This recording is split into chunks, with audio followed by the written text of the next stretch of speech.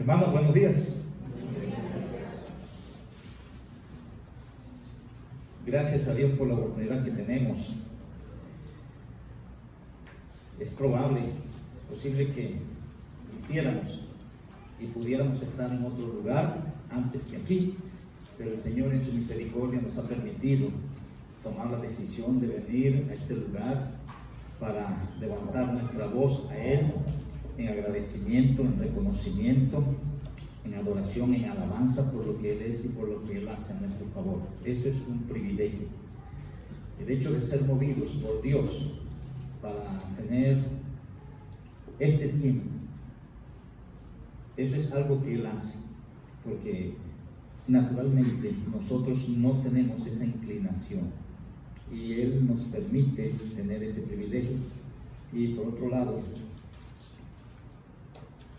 en la Biblia se registra que Dios no recibe alabanza de cualquier persona, de cualquier ser humano. Y para poder alabar a Dios, nosotros debemos conocer a Dios. Para poder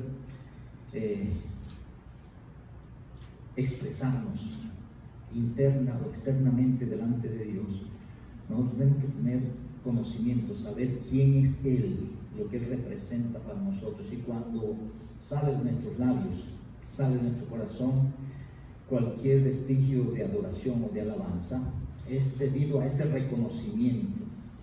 Y en primera instancia, el reconocimiento de Él como el Dios soberano, el reconocimiento de Él como el Salvador, el reconocimiento de Él como el que rige todos los tiempos y se encarga de que nosotros tengamos todo lo que necesitamos. Entonces vamos a entrar ahora a un análisis de las Escrituras y estamos en el libro de los Hechos, capítulo 17. Y yo voy a orar primero para que el Señor nos permita tener una disposición apropiada ante su palabra, que sea ella la que corra y sea glorificada en cada uno de nosotros, que Él abra nuestra mente, nuestro corazón y nos permita tener la claridad que necesitamos tener. Padre, bueno, te doy gracias porque es por tu misericordia que estamos en este lugar. Reconocemos que tú has provisto todo lo necesario para que nosotros viniésemos hasta aquí. Te doy gracias por cada uno de tus hijos que en el día de hoy están congregados en diferentes puntos de esta ciudad y del mundo entero. En este día, Dios, que ha sido reservado para dirigirnos a ti, para alabarte y para glorificarte.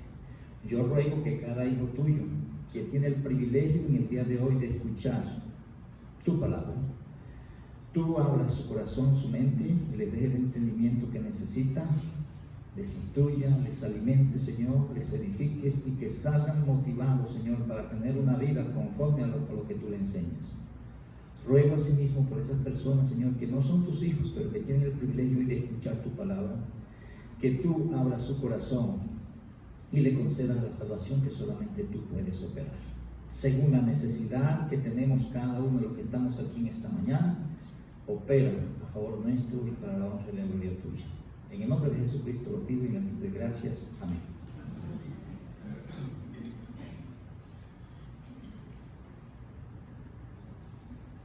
Bien, mis hermanos, entonces estamos en el libro de los Hechos, estamos en el capítulo 17 y ya hemos analizado los versículos 16 hasta el versículo 21 y hemos dicho que aquí se encuentra el apóstol Pablo en la ciudad de Atenas y él está haciendo aquí el desarrollo, vamos a decir una exposición de lo que es el Dios soberano. Él aquí va a presentar, a razón de la necesidad con la cual Dios le lleva a confrontarse, que es la necesidad de un pueblo que está envuelto en idolatría, de un pueblo que está envuelto en una capacidad personal de entendimiento y comprensión de las cosas, lo que se denomina la filosofía, pero que no ven aparte de ellos mismos y que no ven aparte de todo el contexto idolátrico donde ellos se encuentran una alternativa mejor que esa. Y él, vamos a decir, el Señor está guiando al autor, que es Lucas, a que registre estos detalles que aparecen aquí. Aquí no está contenido todo lo que se desarrolló en ese momento de la historia, Aquí solamente está como un resumen, y ese resumen es dirigido por Dios para que quede plasmado, y hasta el día de hoy está siendo utilizado por cada persona que lee este libro en la actualidad, y que hasta que él venga, mientras se vaya leyendo, eso fue lo que Dios guió con precisión a este autor humano para que quedara registrado. Aquí nosotros vamos a ver que el apóstol Pablo va a hacer, ya después de conocer, después de ver lo que ellos piensan, después de observar todo lo que ellos tienen ahí montado en la ciudad de Atenas, en el contexto religioso, lo que ellos expresan a través de sus palabras, lo que hay en su corazón, el orgullo de la sabiduría humana, el orgullo de la filosofía, que los lleva a ellos a verse como autónomos, como independientes, como carentes de una ayuda, o sin necesidad de una ayuda externa superior, porque muchos de ellos hasta menospreciaban hasta los ídolos que ellos tenían ahí.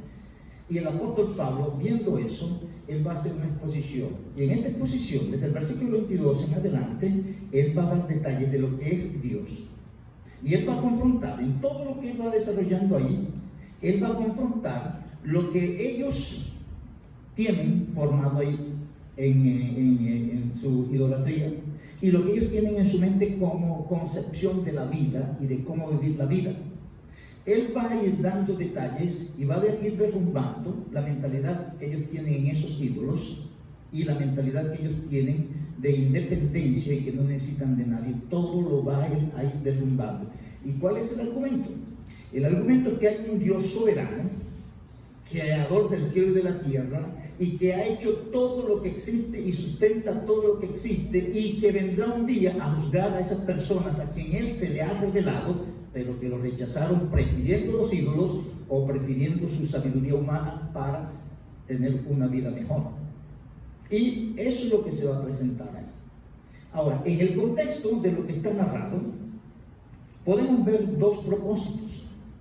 Un propósito es que el creyente, que la iglesia tenga claridad que hay argumentos bíblicos para enfrentarse con las personas que están adorando ídolos, que hay argumentos bíblicos para enfrentarse con las personas que no ven, aparte de ellos y de su capacidad intelectual, para tener una vida buena y que trasciende más allá de este mundo, y que va a presentar entonces que Dios es la única alternativa en cualquiera de los dos contextos.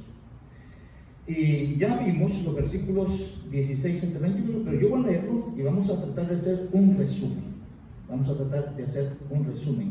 Y uno de los objetivos es eso. El otro objetivo, que son dos objetivos que estamos diciendo, es que nosotros los creyentes recordemos que el Dios en el que hemos creído y que proclamamos es tal cual como se presenta ahí. Porque es complicado que una persona que no conoce de Dios y está adorando ídolos, y uno pretenda ir a decirle que Dios es esto cuando uno no se cree lo que le está diciendo. Puede que uno hable de un Dios que es soberano, pero a mí no me interesa vivir conforme Él me dice que viva. Entonces es un contrasentido. ¿Cómo decirle a Él que salga de algo que a veces hasta en el fondo está mejor que aquello? Porque yo creo en esto, pero no estoy viviendo esto, y Él allá va de rodillas y hace una cantidad de cosas convencido de que esa es la verdad. Y uno con la verdad no actúa conforme a la verdad que tiene. Entonces ese es el otro objetivo que se presenta ahí. Recordar una y otra vez que el Dios nuestro es el único Dios vivo y verdadero. Y si nosotros somos sus hijos, debemos vivir con esa mentalidad de que es así. No tenemos que tener ningún tipo, vamos a decir, de arrugarnos ante cualquier cosa, incluida la muerte, porque si la muerte viene para nosotros, está en el plan de Dios de que venga la muerte, pero que aún, como dice el apóstol Pablo, sea que vivamos o que muramos, del Señor somos. Pero que se tenga esa convicción en vida y en muerte. Ese es el otro objetivo por el cual eso se presenta ahí. Entonces, voy a leer los versículos que ya hemos analizado, y de manera resumida hacemos el análisis del resto. Mientras Pablo los esperaba en Atenas, su espíritu se enardecía viendo la ciudad entregada a la idolatría.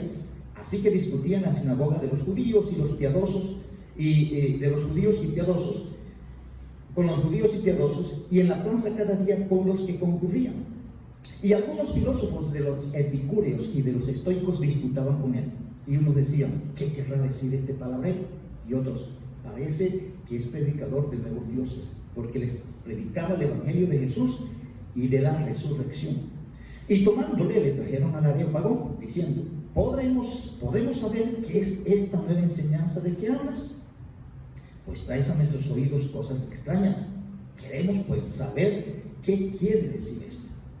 Porque todos los atenienses y los extranjeros residentes allí en ninguna otra cosa se interesaban sino en decir o en oír algo nuevo. Entonces, desde el versículo 22 viene el discurso que él va a dar. Ya lo está ante los asistentes a esa reunión, y otra vez él va a poner Dios versus sus ídolos y versus sus ideas. Yo les voy a mostrar que los ídolos que ustedes tienen, las ideas que ustedes tienen, yo tengo algo superior a eso que ustedes están presentando. Y de eso es que he venido hablando, y ustedes me han llamado aquí para que dé explicación de esas cosas. Así que les voy a decir, porque ustedes lo que han hablado es por lo que piensan en su sabiduría o por esos ídolos a los cuales ustedes adoran.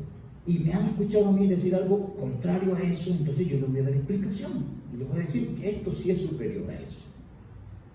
Pero Pablo conoce la condición o la situación de todos ahí. Entonces, vamos a ver, como en todos los discursos que aparecen en el libro de los Hechos, cuando ustedes hacen un análisis desde el capítulo 1, los que hacen discurso, la mayor parte de ellos, vamos a decir la mayoría de ellos, el discurso está basado en que Dios es soberano y que Dios está haciendo una obra en su soberanía, y que los que creemos en Él actuamos razón de que Él es soberano. Cuando ustedes ven a Pedro, él habla de esa manera. Y él dice, mire, lo que está pasando aquí fue porque Él lo predestinó así, que Cristo tenía que ser muerto y ahora está haciendo esto. Cuando vemos a Felipe hablando, él habla de eso. Cuando vemos a Esteban, él hace un relato de todo eso. Cuando vemos al apóstol Pablo, está hablando de eso. Entonces eso nos permite a nosotros ver que uno de los propósitos de Dios en su palabra es que nosotros entendamos de que Dios es soberano, de que Él gobierna todo, y que nosotros, sus hijos, debemos vivir con esa mentalidad y arraigados, cimentados en esa mentalidad que nos permita a nosotros tener una tranquilidad en este mundo, porque ese es el propósito. Siempre decimos, si yo sé que Dios es soberano y Él maneja esto y esto otro y es mi Padre Celestial, ¿yo por qué estoy alterado? Si eso es la verdad bíblica. Es más, yo sé que Él va a venir por mí, me va a llevar a la gloria celestial. Entonces, ¿por qué la alteración aquí? ¿Qué era lo que decía el apóstol Pablo? Si Dios es con nosotros, entonces, ¿quién contra nosotros? Y es en el contexto de sentido de vida, porque la teoría y la información la tenemos, pero el sentido de vida conforme o que se conforme a esa teoría es otra historia, y es donde nosotros necesitamos dar el paso de estar, estoy convencido de eso, y estoy tan convencido que actúo porque eso es lo que Dios es y es lo que digo que es. Y comienza entonces el desarrollo. Él va a presentar a Dios como el creador. Comienza diciendo, entonces Pablo, puesto de pie en medio del Areópago, dijo, varones atenienses, dice, en todo observo que sois muy religiosos. La idea de esto aquí, cuando habla de el énfasis de todo observo, es que él va caminando y se da cuenta y él se detiene a mirar cosas. Y una de las cosas es que él le llama la atención eso. Y lo lleva a relacionar, oye, estos seres humanos, miren lo que están haciendo. Por eso más adelante él dice que eso le enardeció. Porque el asunto de eso es que él examinó, estas personas están desviadas. Y él no dijo, bueno, que se mueran en sus pecados, no. Y estas personas están desviadas. Ellos necesitan de Dios.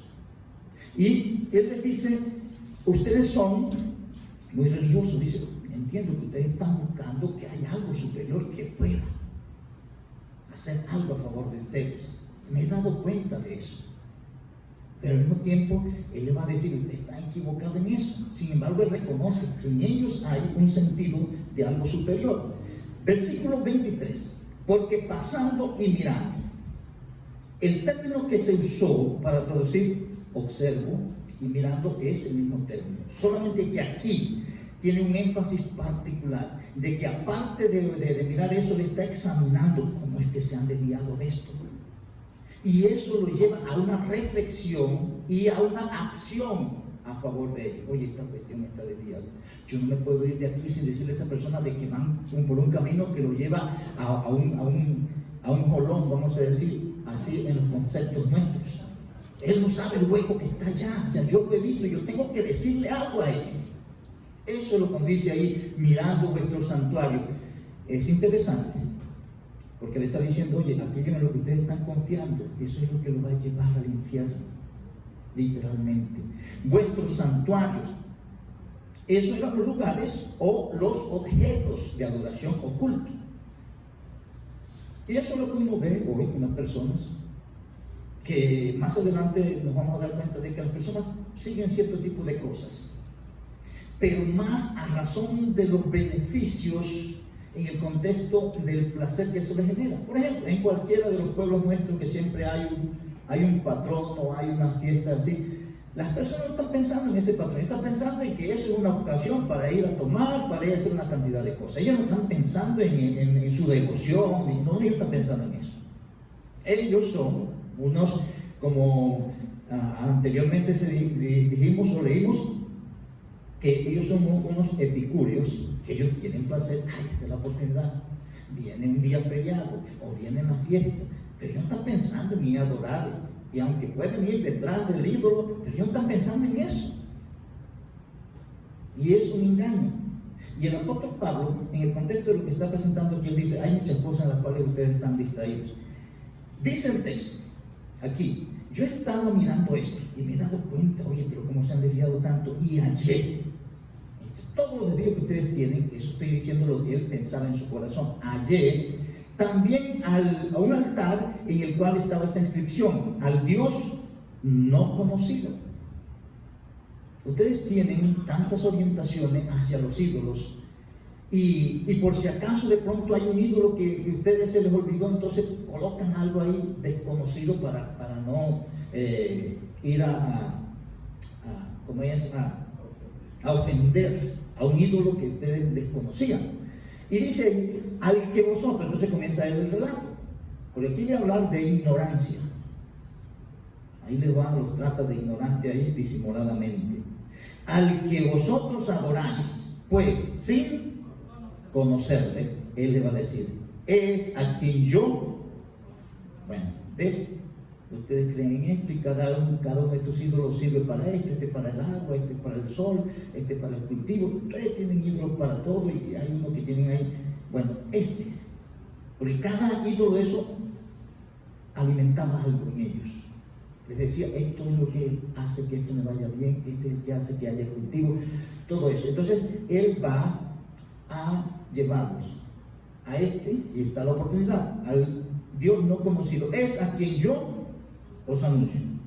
De este era el que estaba hablando yo allá, y ustedes me han traído aquí para que le dé explicación, porque que yo les he presentado no es alguien que está llevando el agua ni el sol.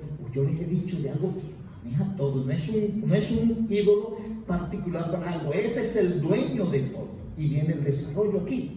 Y comienza a presentarlo entonces. Dios es creador. Dice, el Dios que hizo el mundo y todas las cosas que en él hay. Entonces lo presenta como el creador.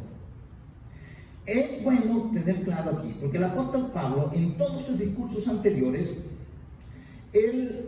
hay dos discursos en los cuales él no habla haciendo referencia a la ley o a los profetas, porque está en medio de un público que no es judío, y los judíos saben del Pentateuco, saben de las profecías, saben de muchos detalles, y él llegaba, ahí se está cumpliendo lo que dijo el profeta fulano de tal. Este es el Cristo al que ustedes crucificaban, pero aquí está hablando con unas personas que no tienen conocimiento de eso. Pero él le dice, apela a lo que ellos conocen y a la orientación que tienen para presentarle el Evangelio. ¿Y cómo comienza? Con Dios como creador. Porque eso es lo fundamental en el contexto de la revelación de Dios. ¿Por qué las personas pueden creer que existe un Dios, que existe un ser superior, uno que ha creado todo, uno que ha diseñado todo? Por todo lo que está creado. Y es interesante porque cuando nosotros vemos la naturaleza, nosotros alabamos todo lo que hay. Pero recuerden que esa naturaleza fue destruida primeramente con el diluvio. Imagínense cómo era eso de bello antes del diluvio. Imagínense. Y uno ve esas cosas, y por eso ese himno que dice: Señor mi Dios, al contemplar los cielos, el firmamento y las estrellas mil. Si eso es ahora, entonces eso indica, eso lleva a la naturaleza humana a creer: hay alguien superior, hay alguien. Entonces él le va a decir: ese instinto que ustedes tienen, eso lo creó el Dios que ustedes no conocen y del cual yo les vengo a anunciar. Entonces lo presenta primero como el creador, el que creó el mundo y todas las cosas que en él hay. Después lo presenta como el Dios gobernador, dueño o amo, cuando dice ahí: siendo que Señor. Y es Señor todo lo que hay en el cielo, y es Señor de lo que está en la tierra. Dice: de que estoy hablando no es como uno de ustedes, que este maneja el agua y este maneja el cultivo. No, el Dios, el único Dios verdadero, es el que creó todo. Y le va a decir: y ese es el que gobierna todo, ese es el que hace que llueva o que no haya lluvia, porque eso es lo que le va a presentar ahí. Él maneja en el cielo y maneja en la tierra. Ellos no veían un Dios así, porque ellos tenían dioses para todos, y a todos tenían que estar ofreciendo cosas para mantenerlos contentos. La otra cosa, él le dice aquí, lo presenta como un Dios que es incontenible. Recuerden que en el Antiguo Testamento, cuando David iba a hacer un templo para Dios, y él dice: que no hay un lugar que te contenga a ti, donde tú puedas. No, Dios no, es incontenible, y eso es lo que le dice: no habita en templos hechos por manos humanas. Él no está resumido, ¿no? Porque no hay cómo resumirlo, no hay cómo hacerlo de tal manera que Él pueda estar en un lugar, porque Él es el dueño de todo, creó todo y tiene que estar por encima de todo, porque si esto es creado por Él, pues Él está por encima de todo y maneja todo, controla todo. Entonces Él es un Dios creador, un Dios gobernador, un Dios incontenible, no se puede contener en ningún lugar. Y después le dice: Dios es un Dios autosuficiente. Dice aquí: ni es honrado por manos de hombres. ¿Y por qué dice aquí? Como si necesitase de algo. Dice: Él es un Dios autosuficiente. Él no necesita de Él no necesita de su creación. Y que eso va en contra de todo lo que ellos vienen diciendo. No, porque ellos tienen que estar rindiendo culto y ofreciendo sacrificios y llevando ofrenda a los diferentes ídolos que tenían. Y dice: como si Él necesitase de algo. Y eso es interesante, porque a veces uno, por toda la influencia que hay en el mundo y la perversión o la orientación desviada de nuestro corazón, a veces hasta hacemos promesas al Señor y cosas así, como si Él necesitase. Señor, si tú me haces esto, yo voy a hacer tal cosa. Yo sé que tú estás necesitando de eso, así que vamos a negociar. Y ahí dice: como si necesitase de algo. Ese como si necesitase de algo es rotundo. Él no necesita de nosotros, nosotros necesitamos de Él. Seamos creyentes o los que no son creyentes en Él. Entonces nosotros tenemos que hacer una promesa al Señor. No, que mi vida es de Él. Yo lo que tengo que hacer es el compromiso de hacer lo que Él me dice que haga. Porque hay diferencia entre aquellos que van detrás de un ídolo porque le hicieron la promesa de ir de rodillas y usted hace una promesa de que va a hacer tal cosa. ¿Cuál diferencia hay? Los dos estamos desviados. Lo que Dios dice en su palabra que yo debo hacer, lo voy a hacer. No es que yo voy a hacer una promesa que voy a hacer eso, no, es que es tu obligación. ¿Qué me vas a prometer tú que vas a hacer eso si eso es lo que tú tienes que hacer? Estás obligado a hacerlo, así que no me vaya a cometer eso. Eso debería confesar: Señor, confieso que no he venido haciendo lo que tú me dices que debo hacer. De aquí en adelante me voy a comprometer a ser más responsable, a tener más ánimo, más ganas de hacer lo que tú dices que debo hacer. Porque Dios no necesita de nosotros. Entonces, Él es un Dios autosuficiente. A Él no lo podemos manipular, a Él no lo podemos comprar, a Él no le podemos... Cuando usted hace todo ese tipo de cosas pensando que usted está obligando a Dios, no es Dios, no necesita. El texto dice con claridad: Él no es honrado por manos de hombres. ¿Y por qué se lo dice? Porque ellos están ofreciendo a todos esos ídolos y ellos se sentían mal. Si yo no hago esto, me va a venir una catástrofe a mí, porque no hice esto con el ídolo al cual yo estoy adorando. Como si necesitase de algo. Él no necesita de nada. Y después lo presenta como un Dios sustentador. Dice: pues Él es quien da. ¿A quiénes? A todos. A todos. Porque es interesante. Ahí no está hablando que Él le da esto a los que son sus hijos, y a los que no son sus hijos que se vean cómo se van a arreglar. Él dice, porque como es sustentador, Él es el dueño, el creador, Él sustenta toda su creación. Y eso es lo que debe llevar a esta persona a entender: Él está ahí, es un ser superior y que va por encima de todas estas vanidades que tenemos nosotros ahí, porque a eso se refiere la Biblia cuando se habla de ídolos. Son vanidades, cosas que no generan nada en el contexto de lo que es bueno para las personas que están detrás de eso. Él es quien da a todos, y dice: vida. El que está vivo ahorita, ¿por qué está vivo? Porque Dios nos permite que estemos vivos. No hay otra forma. Dios es el que da y el que quita la vida. Y aparte de eso dice: Él hace que estemos vivos. Y la otra cosa, eso está relacionado con la respiración, aliento.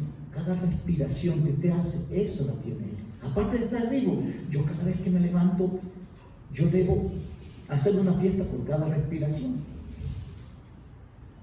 Porque si Él evita que yo tenga ese aliento, desaparezco. Pero es la mentalidad esa: desde que yo me levanto, no es porque yo soy fuerte, no fue porque yo madrugué, no fue porque yo tengo una palanca aquí, otra allá, no, es porque Dios me permite estar vivo y Él me da la respiración cada instante, porque Él es un Dios sustentador. Él dice ahí, lo último: todas las cosas. Es como para decir, Él habla dos cosas fundamentales. Oye, nosotros lo que nos interesa es la vida. Es más, yo cuando personas así, cuando me saludan y me dicen: ¿cómo está? No, vivo. En realidad eso es lo que uno es más fundamental. Pero de Dios viene la vida y todas las cosas. Y dice: todas las cosas. Lo que usted recibe hoy, recibió ayer, recibirá mañana, eso es provisión de Dios.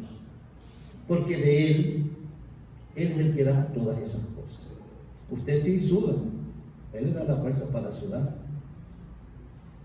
Los medios es lo de menos, pero es Él. Sigue diciendo entonces, estamos en el versículo 26. Él es un Dios planificador. Él es un Dios originador y controlador de los hombres. Es decir, Él planificó cuántas personas van a estar en este mundo, en qué época de la historia van a nacer. Él organizó dónde van a estar y Él controla el tiempo que van a estar y dónde van a estar. Eso es lo que va a decir aquí. Y de una sangre ha hecho todo linaje de los hombres. Todos los hombres vienen de Dios. No importa. Hablando en el contexto hoy de raza, ¿no? Eso es una sola raza, de acuerdo a lo que dice las Escrituras. Todos venimos de Adán. Así lo diseñó Él.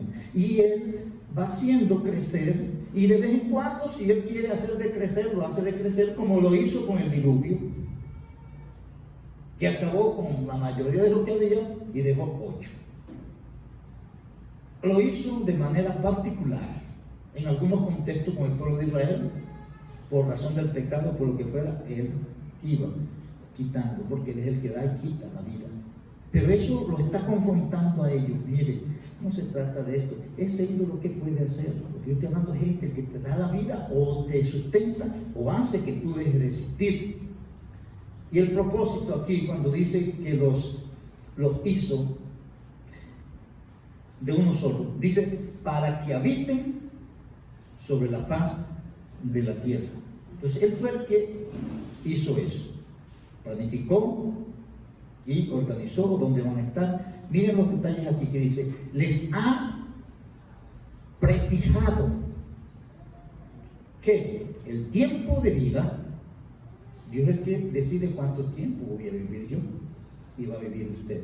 Usted cuídese, haga todo lo que pueda y lo que quiera hacer para sentirse bien y mejorar, pero cuando Dios diga hasta aquí, no es que usted se descuidó, no es que hasta ahí dijo Dios quiera, porque dice el texto que Él ha prefijado los tiempos. La otra cosa, que Él ha puesto límites a la habitación. Él es el que decide dónde podemos estar, dónde va a vivir la gente. Él dijo, bueno, las personas van a vivir la tierra, la gente no va a vivir en el sol, no va a vivir en la luna, no va a vivir en esos planetas, la gente está explorando cómo hacer eso. Pero Dios fue el que puso los límites donde se va a habitar. Aún aquí hay algunos que, bueno, sí, viven de pronto en el Polo Norte, en esos lugares inhóspitos, y Dios va dando hasta dónde pueden penetrar, hasta dónde pueden llegar. Pero es Él el que pone los límites de su habitación. Nosotros, si nos ponemos a analizar eso es así. Si yo les pregunto a todos ustedes, si este es el lugar donde usted quisiera estar, por lo menos le voy a decir, no, usted siempre tiene en mente estar en otro lugar y en unas mejores condiciones. Pero ¿dónde está? ¿Dónde Dios ha dicho que debe estar? Le guste o no, berre o no berre, eso es así. Y nosotros lloramos o nos enojamos, ¿eso va a cambiar? No, porque Dios planifica, organiza y controla los tiempos y lugares donde el ser humano va a estar. Por eso lo mejor es estar en buena relación con Él, para disfrutar el momento donde estamos. El lugar donde usted está es el mejor lugar donde está. Porque usted no puede hacer que puede estar en otro lugar. Sigue diciendo el versículo 27, aquí se va a identificar como un Dios que es cercano, es un Dios cercano. De pronto no es como el ídolo, la gente tiene que ir allá donde está el ídolo y llevar lo que va a llevar para ofrecer. Él dice, el Dios que yo estoy hablando, ese está con nosotros en cualquier lugar, ese no necesita un lugar y una forma, no, Él está con nosotros. Y es lo que va a decir ahí, para que busquen a Dios, si en alguna manera, dice, faltando, puedan hallarlo, aunque ciertamente, dice aquí, no está lejos de cada uno de nosotros. Entonces Él se ha revelado con todo lo que hay, con todo lo que se ha hecho, y le dice lo que quiere Él es que las personas busquen, oye, sí, esto viene de esto hay alguien que diseñó todo esto que está aquí. Eso tiene una razón de ser más allá de lo que vemos ahí. Y dice, Él está cercano, no está lejos. Sigue diciendo el versículo 28, porque, y Él va aquí a citar a uno de los profetas de entre ellos, porque en Él vivimos y nos movemos y somos. Y después dice, como algunos de vuestros propios poetas también han dicho, porque linaje suyo somos.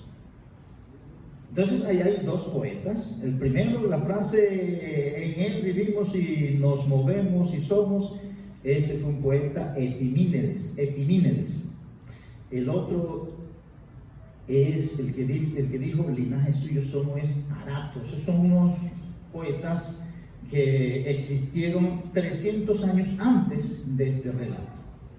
Y ahí está haciendo referencia que ellos, de alguna manera, palpando, han visto que hay un ser superior.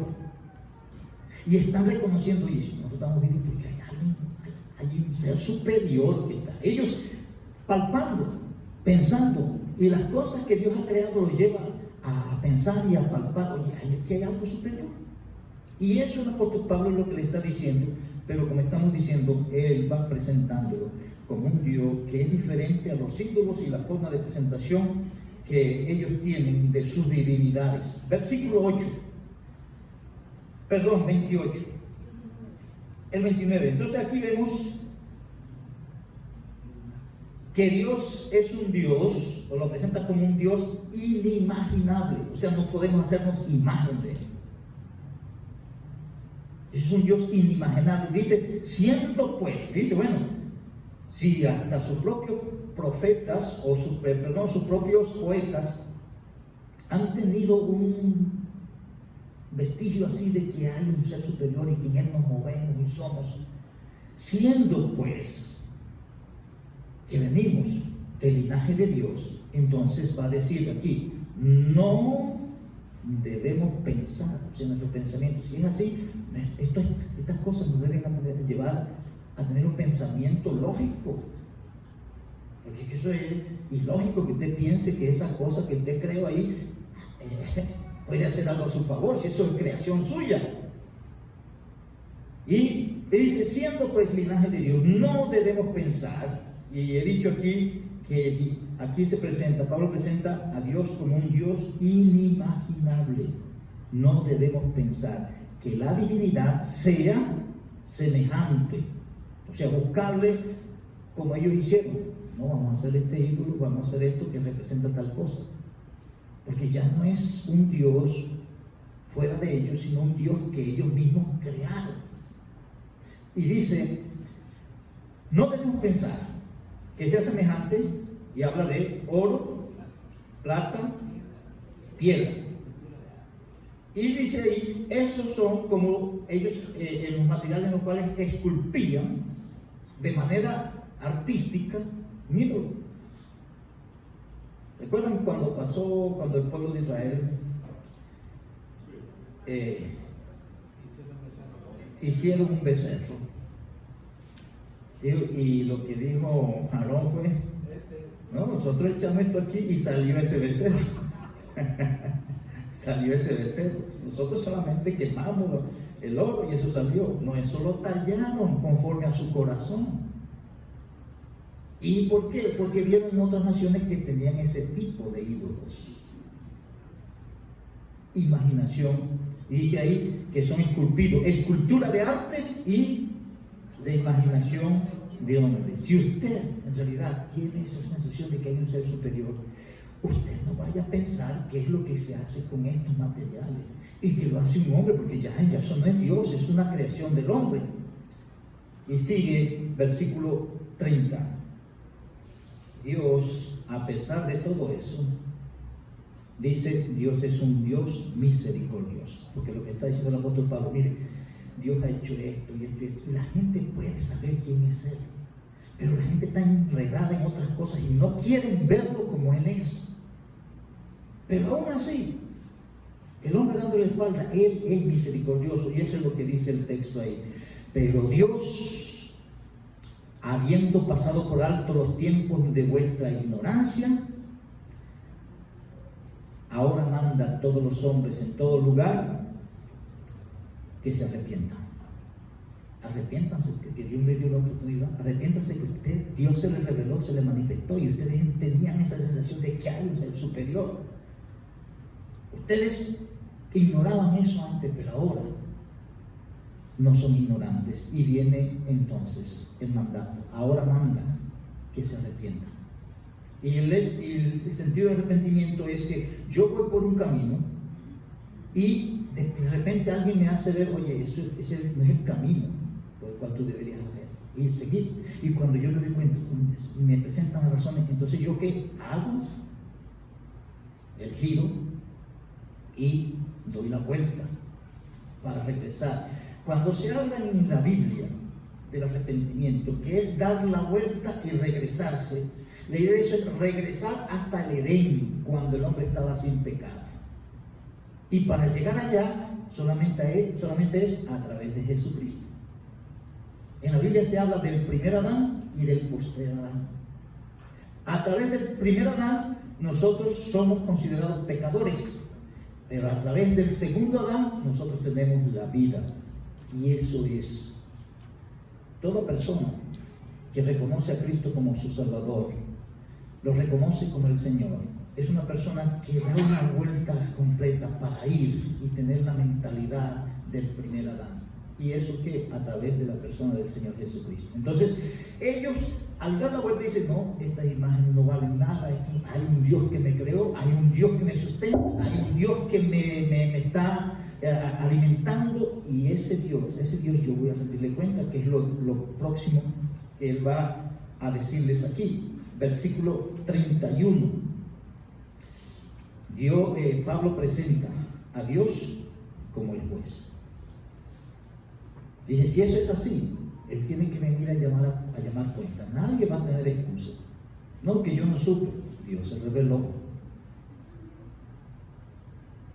Dios se reveló. Y hay muchos textos en el Nuevo Testamento que se hablan de eso, con respecto a la revelación de Dios. Versículo 31. Por cuanto ha establecido un día en el cual juzgará al mundo. Pablo presenta a Dios como un Dios que juzga. Y es un Dios, cuando se habla de juicio, es que Él va a mirar y va a hacer una separación de lo que había en la mente de la persona. ¿Por qué razón se fue para acá? Si Él entendía y vio esto, ¿por qué se fue para allá? Fue una decisión suya, porque yo me le revelé. Yo me evidencié a usted de esta y esta otra manera. Entonces el juicio es eso, hacer una separación de la persona en su mentalidad. ¿Cómo tuvo la mentalidad? ¿Tuvo claridad? Sí, tuvo claridad, pero a pesar de la claridad decidió para acá. Bueno, usted sabía con anticipación qué era lo que estaba sucediendo. Dice, Él lo va a hacer con justicia, y dice el medio a quién va a poner: por aquel varón a quien designó. Y dice esa frase, dando fe a todos con haber levantado de los muertos.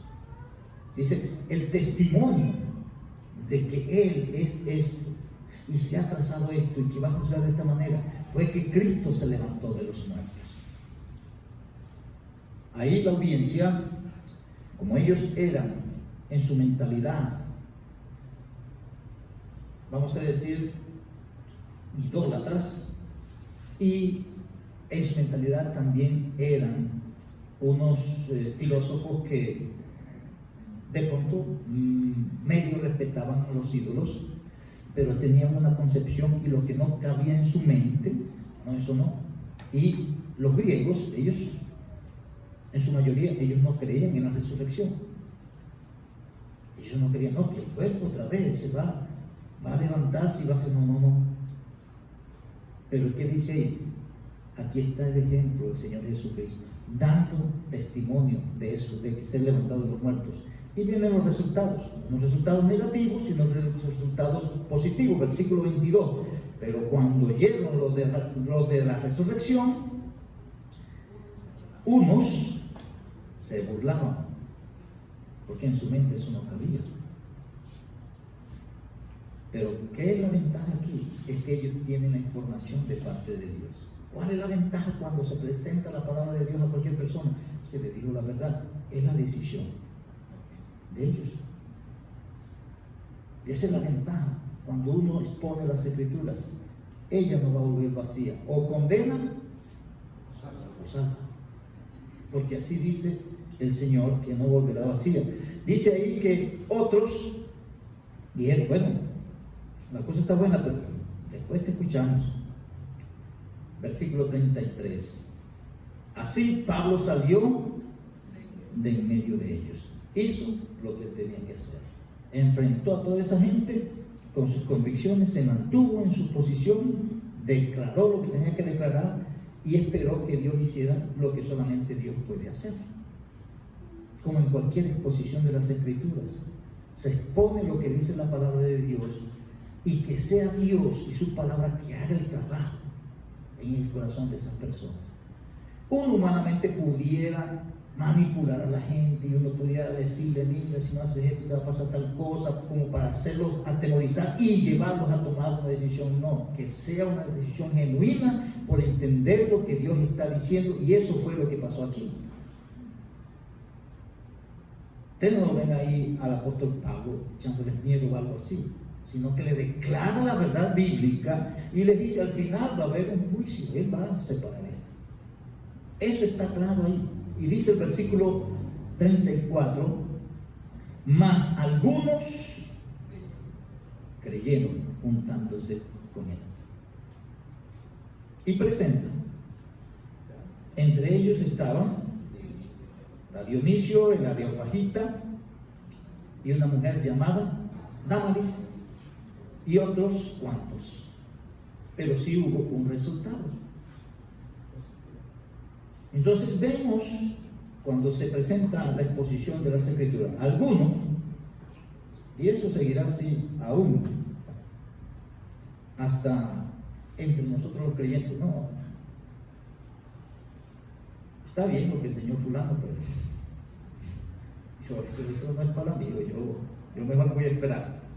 Dice, después, algunos pueden burlarse, pero dice el texto: algunos creyeron juntándose con él. Hermanos, nosotros tenemos, como hemos dicho y decimos siempre, nosotros tenemos privilegios. Y uno de los privilegios que nosotros tenemos es que Dios se ha revelado con claridad. Dios, a través de su palabra, se está revelando. Dios está hablando a través de su palabra. Cuando nosotros estamos frente a las Escrituras y hay claridad en nuestro corazón, en nuestra mente, de lo que los textos están diciendo, y decidimos ir por otro camino, es una decisión nuestra. Pero no es que Dios no esté hablando, no es que Dios no se haya revelado. Nadie va a tener excusa, ni entre las personas que no creen en Cristo, ni entre los creyentes en Cristo. Somos responsables ante lo que Él ha revelado de su persona a cada uno de nosotros. Que Dios nos permita tener fijeza en nuestro corazón, en nuestra mente, del Dios que se ha revelado como el Creador, como el Soberano, como el Sustentador y como el que va a ser el Juez. Y que cada uno de nosotros tengamos una mentalidad acorde con eso, nuestra manera de actuar. Y que aquellos que no han tenido de pronto ese conocimiento puedan aceptar lo que Dios es. Que no lleguen a ser como el grupo que algunos se burlaron y otros de manera disimulada. Para otro vamos a dar esto para otro momento, sino que puedan ser de aquellos como Dionisio, Dámaris, que entendieron que la exposición de que Dios es soberano y maneja todo, eso es verdad y se asume como un compromiso personal. Padre amado, te doy gracias por tu palabra y ruego que según la misericordia que tienes con nosotros nos permita, Señor, abrazarla y desechar cualquier pensamiento de hombre, sino que asumamos un compromiso con tu palabra, que es viva y eficaz y más cortante que toda espada de dos filos. Que nuestros pensamientos, nuestras palabras y nuestras acciones puedan reflejar que te entendemos, que entendemos cómo te has revelado y que de manera especial tenemos la palabra profética más segura, que es tu palabra, y a través de ella te estás revelando con claridad y con detalles sobre lo que tú eres y lo que nosotros debemos asumir cada vez que leemos y estudiamos tu palabra. Guíanos a ser fieles en eso, en el nombre de Jesucristo. Amén.